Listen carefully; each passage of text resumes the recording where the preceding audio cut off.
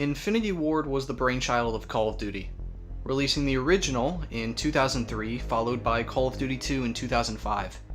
They were both World War II shooters that took you through the European theater. Thankfully for them, though, another studio joined them in their quest. Treyarch developed Call of Duty 3 in 2006, and although a step down from the previous entries, the potential for that company was certainly there. This gave Infinity Ward 2 years to reevaluate what kind of game they wanted to make. And in 2007, they released Call of Duty 4 to the world. Modern Warfare changed the game, taking place in the modern age of 2011. The story focused on more aspects surrounding our real world: the war on terror, fear of nuclear weapons, and grand conspiracies. We jumped from location to location so fast that we thought it must take a year, but it only takes place within a week, showing you how fast war is today. It's not a grand campaign over the European theater, because the technology we have today allows it not to be. We can travel anywhere in the world we want. But that only means that the loss of life is high. Outside of the campaign, Modern Warfare's multiplayer captured a generation.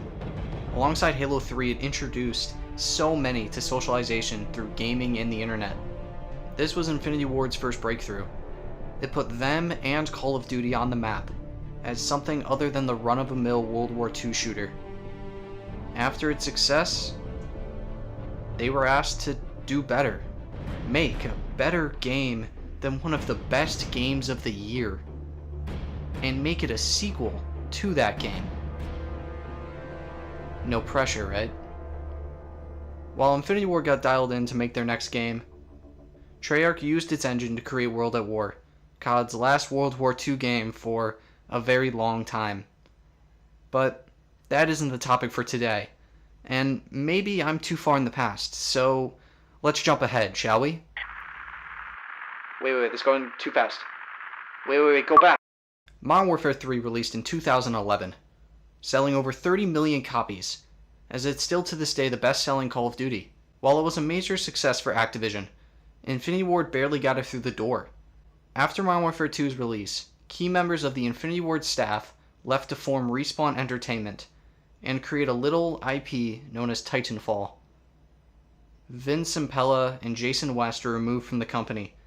The co-founders of the studio were gone, and everyone left was, left to pick up the pieces. Activision found a partner in Sledgehammer Games to help the depleted staff rush Modern Warfare 3 out the door, before welcoming them into the Call of Duty family. Their inclusion has been widely debated since Advanced Warfare. Great. Now I'm getting too far ahead, so let's go back just a little this time. There we go. Modern Warfare 2, released in 2009 to critical and fan acclaim. It was COD's first ever sequel, and it delivered more than its predecessor. Its plot was set in the distant future of 2016, and we got to see the Russian invasion of the US and the hunt for Makarov. Instead of a more grounded take like COD 4 took, Modern Warfare 2 decided to go with an action movie approach.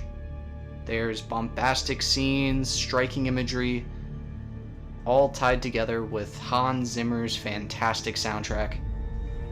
The multiplayer today is a shell of itself. Here you can see me in denial because the 360 servers were shut down a long time ago. However, when it was on, it was the best multiplayer of the series, only rivaled by Black Ops 2.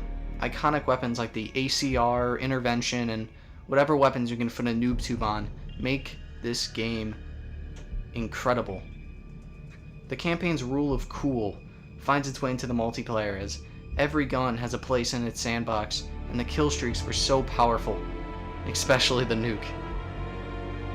It was the peak of COD's popularity, and helped begin the rise of video sharing with troll videos, 1v1s, and rage compilations.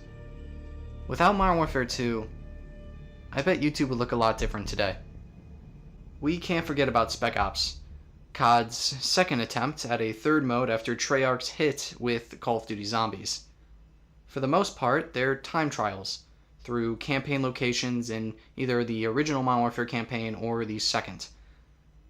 The journey to get all the stars is painfully hard, as every time you go up to the next set of missions, it gets harder, and not to mention the co-op exclusive ones. Okay, here we go. The main story of Modern Warfare 3 is well thought out with Price and his lust for revenge, but because of this new team, the vision for the sequel was going to be different. New writers and directing leads tend to favor their own creations over the ideas of the past. That's why we never got to see Sergeant Foley, Corporal Dunn, or Ramirez fight to Russia. Why the American plot follows a brand new set of characters in a finale which should be bringing everyone together. Why we never see Frost in Down the Rabbit Hole. This team probably had notes about where the story would go, not full ideas. While the plot does come together by the end and all of these threads are brought together,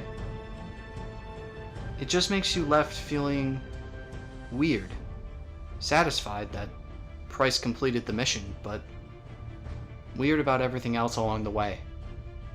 Infinity Ward would rearm their studio and create Call of Duty Ghosts, maybe now the second most hated game behind Call of Duty Vanguard. Personally, I haven't enjoyed any Infinity Ward games since Modern Warfare 3, and I have my problems with that as well. Modern Warfare 2019 and Modern Warfare 2022 don't need to be Modern Warfare games. They're different plots using old characters to sell a nostalgic past.